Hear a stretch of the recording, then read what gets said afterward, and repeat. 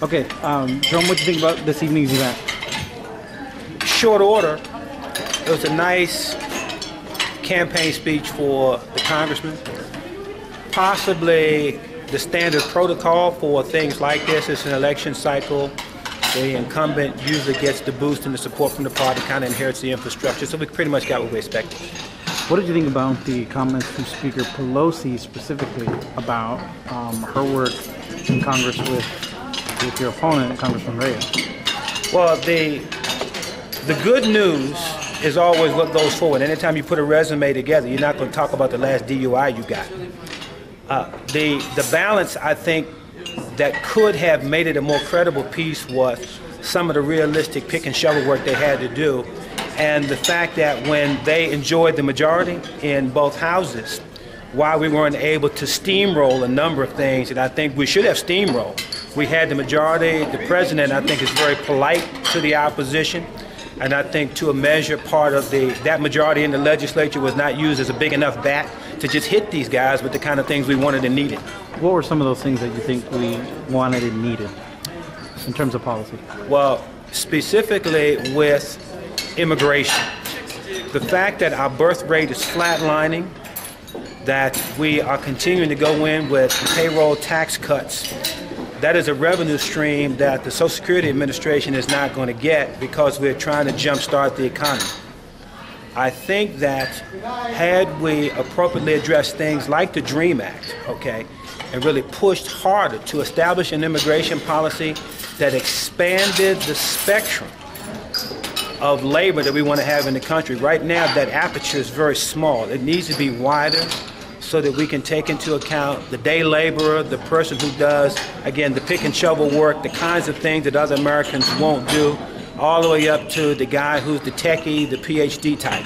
That aperture needs to open up, and it's not. And I don't think we used the bat strong enough when we had the majorities in both houses. Which is a fair point. My question to you is, do you feel how much of that had to do with the fact that there was a very motivated part of the electorate, the Tea Party movement, which you're very familiar with, which essentially did everything they could to stop any piece of legislation that was put out by the Democrats, and specifically as it relates to immigration reform, they even stopped the DREAM Act, which is probably the most saccharine of all the proposals pushed forward in terms of comprehensive immigration reform. But before the Tea Party came on station, that majority was in place. All right. I think that the reason why the Tea Party types were able to be as successful as they were is because we had persons in the majority party being somewhat timid. And when you take that middle-of-the-road position, when you know you clearly need to be on one side and be on that one side hard, then it called their loyalty and their determination into question. They made them vulnerable candidates, and that's why the Tea Party guys got in. One of the central parts of your campaign has been education, and a real strong focus on education. But education means spending. In the economy that we have now and in the frame of the conversation that we have in Washington about the budget, what can be done about education? Well, I wouldn't want to call it spending as much as I would call it investing. And I'll make a parallel with what we pay. Texas is #2 in incarceration in the United States. #1 in terms of the number of people we put on death row and kill.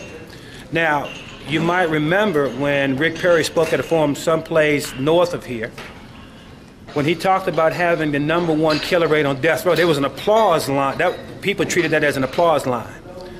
I think that if we are serious about what we need to do in the education arena and to improve the talent pool for the economic needs, not just the community, but the country and the entire world, we have got to look at education as an investment.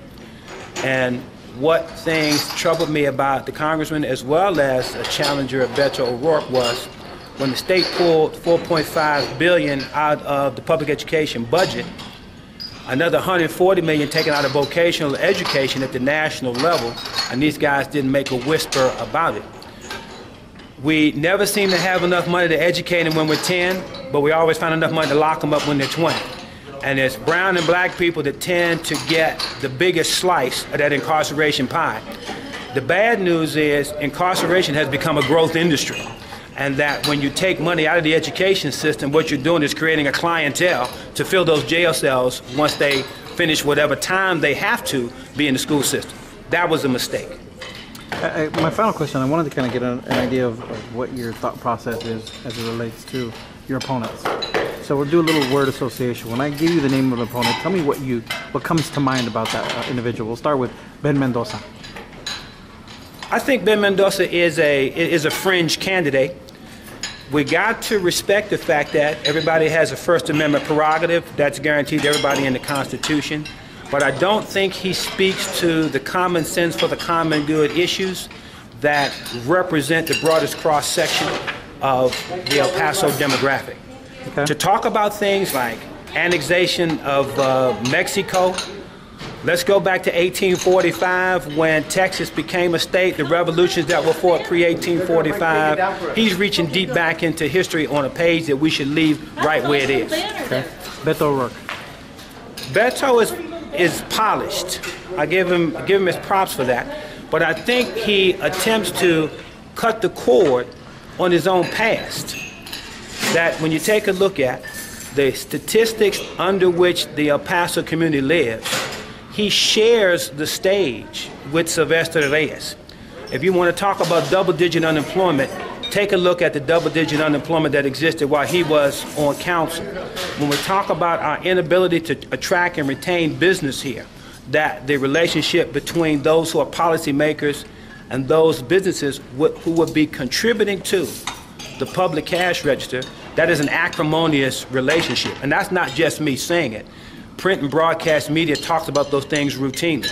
When you take a look at the Paul Fosters and other corporate headquarters who say, okay, we've been here for a while, it's probably time for us to pull the center pole out this tent and go someplace else. There's a reason why that happens, and I think Paul Foster and those types are very polite, but there is some measure of polite acrimony between policymakers and the people who actually go out there, try to create the jobs so people can pay the bills and help pay the taxes. And finally, Congressman Reyes.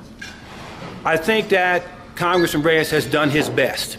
I want to go all the way back to 1996 when he first ran, and I was on his steering committee. I was on there as a person in the Speaker's Bureau because I saw promise in the direction that he was taking, but I believe that, and I don't say this in a disparaging way, that he has become so marinated in the process that he has become disconnected with the realities that we face on the border. As an example, Alejandro Puede is the Secretary of State for Mexico. He was a keynote at the Border Security Conference. The congressman introduced him. Alejandro Puede said from the dais, there is no drug war in Mexico, and we have no refugees coming to the United States. And the congressman lauded and applauded those comments. The year before that, Alan Burson, Commissioner for Customs and Border Protection, said we need to stay the course on the strategy that the United States was executing in terms of its relationship with the drug war in Mexico. Stay the course. At that point, 10,000 people from Mexico were killed. He said that this thing would take about 10 years to play out, somewhat akin to how long it took the Americans to become weaned from the tobacco. And I said, if you did it over 10 years at 7,000 people a year, 70,000 individuals, do you think that we are speaking to the angels of our nature by saying we're okay to dismiss that group when 1 in 4 people who live in Texas have a live relative that lives in Mexico? And the last thing I'll say, the congressman did an op-ed piece in the editorial section of the El Paso Times back in June. And what he had done was laid out a series of statistics comparing homicide rates between the border cities and those of Ohio. Speaker Boehner's district. Yeah, and he was putting Speaker Boehner in the crosshairs. But the fallacy in the argument was to dismiss the significance of the 7,000 people who were killed in Juarez that same year. If we are going to be what we call a border community, and there is a symbiotic relationship between the two, you can't only talk about what happens north of the Rio Grande. Which is true, but due respect, Mr. Tilghman, the 16th District of Texas is the 16th District of Texas and doesn't extend into Juarez, Chihuahua, Mexico. Well, I don't dispute that. The larger point is when we hear arguments about bridge fees and expanding access lanes into the country, what feeds the 16th Congressional District has got to be factored in as well. If you talk about a revenue stream that flows in, you don't want to dam it up. And when you dismiss those kinds of numbers, you are dismissing the stream that's going to fuel your economy. I think that was an irresponsible way to do it. I think we were trying to make points against John Boehner to give some credibility and put wheels on an immigration program. But it dismissed the reality of the fact that we have relatives over there.